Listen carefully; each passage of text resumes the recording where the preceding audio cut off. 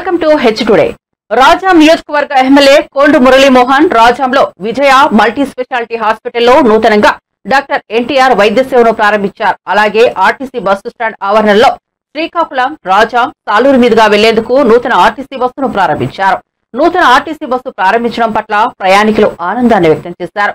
అలాగే రాజాం సామాజిక ప్రభుత్వ ఆసుపత్రిలో ఆసుపత్రి అభివృద్ధి సంఘం సమావేశంలో పాల్గొన్నారు. ఎమ్మెల్యే మాట్లాడుతూ 100 పడకల ప్రభుత్వ ఆసుపత్రిలో రోగులకు మెరుగైన వైద్య సదుపాయాలు అందించాలన్నారు. ఆసుపత్రి అభివృద్ధిలో ప్రతి ఒక్కరూ భాగస్వామ్యం కావాలన్నారు. వైద్యులు నిరంతరం అందుబాటులో ఉండాలన్నారు. అనంతరం రాజాం ప్రభుత్వ జూనియర్ కళాశాలలో డొక్కా సీతమ్మ మధ్యాహ్న భోజన పథకాన్ని ప్రారంభించి విద్యార్థులతో కలిసి భోజనం చేశారు. అనంతరం మీడియాతో ఎమ్మెల్యే మాట్లాడుతూ విద్యార్థులు ఉన్నత లక్ష్యాలను సాధించేందుకు ఉన్నతమైన విద్యను అభ్యసించాలన్నారు.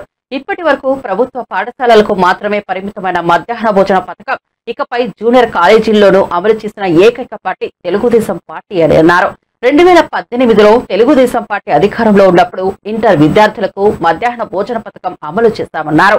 అయితే 2019లో అధికారం మారడంతో ఈ పథకంలో వైసీపీ రద్దు చేసిందన్నారు. నేడు కూటమి ప్రభుత్వం వచ్చిన అనతి కాలంలోనే రాష్ట్ర వ్యాప్తంగా ప్రభుత్వ జూనియర్ కాలేజీల్లో విద్యార్థులకు మధ్యాహ్న భోజన పథకం అందిస్తున్నామన్నారు. విద్యా శాఖకు సంబంధించిన వివిధ పథకాలకు రాజకీయాలకు సంబంధం లేని స్ఫూర్తి ప్రదాతల పేర్లు పెట్టారని గుర్తు చేశారు.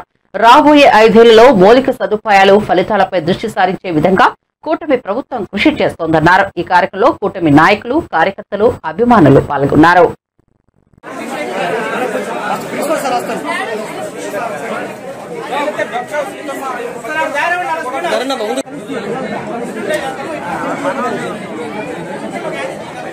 ప్రతి ఒక్కరికి విద్యా వైద్యం ఇంపార్టెంట్.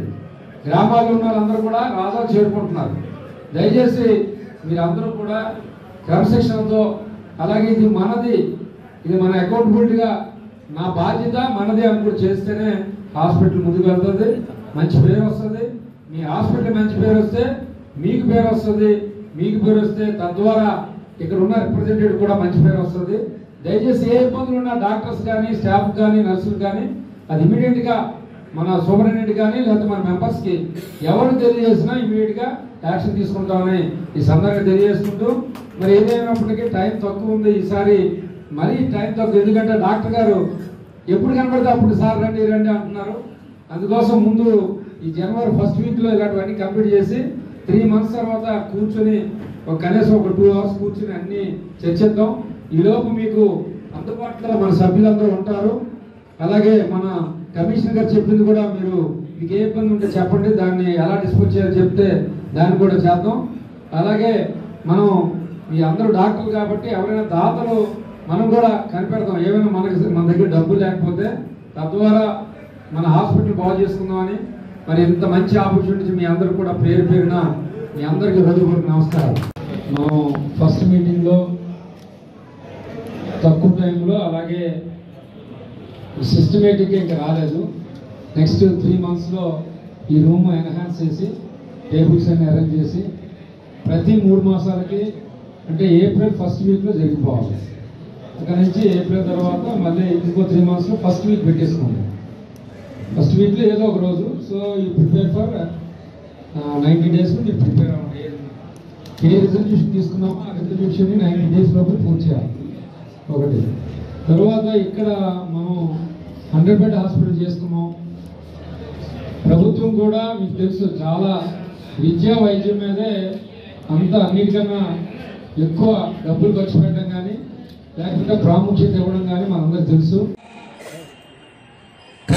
కరెంట్ చూసుకుంటే థామస్ ఎడిషన్ 1000 సార్లు బల్బు కోసం ట్రై చేశారు. 1000 సార్లు.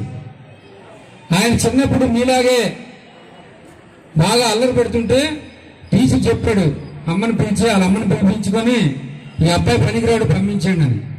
వాళ్ళ అమ్మ చెప్పింది, మీ అబ్బాయి తెలివైన వాడు, ఖచ్చితంగా పనికొస్తాడని చెప్పెళ్ళింది. ఈరోజు ప్రపంచానికి వెలుగు చూపించిన ఘనత ఆ థామస్ ఎడిసన్. అంటే తెలుసు బాగా డబ్బున్న వాళ్ళందరూ కూడా పెద్ద పెద్ద స్కూల్స్కి వారికి చాలా ఉంటాయి. వారికి కావాల్సిన పెద్ద పెద్ద రూములు, పెద్ద ఎన్ని కావాలంటే పుస్తకాలు, ఎంత డబ్బులు కావాలంటే డబ్బులు తల్లిదండ్రులు ఇస్తారు. మీరు కూడా పొజిషన్కి వెళ్ళాలంటే వాళ్ళకన్నా కష్టపడాలి. ప్రైవేట్ స్కూళ్ళు ప్రైవేట్ కాలేజీల కన్నా మీరు ఎక్కువ కష్టపడాలి. మీకు టీచర్లు గవర్నమెంట్ ప్రొవైడ్ చేస్తుంది. ఈరోజు మధ్యాహ్నం భోజన పథకం ప్రవేశపెట్టింది. ఎవరి కోసం?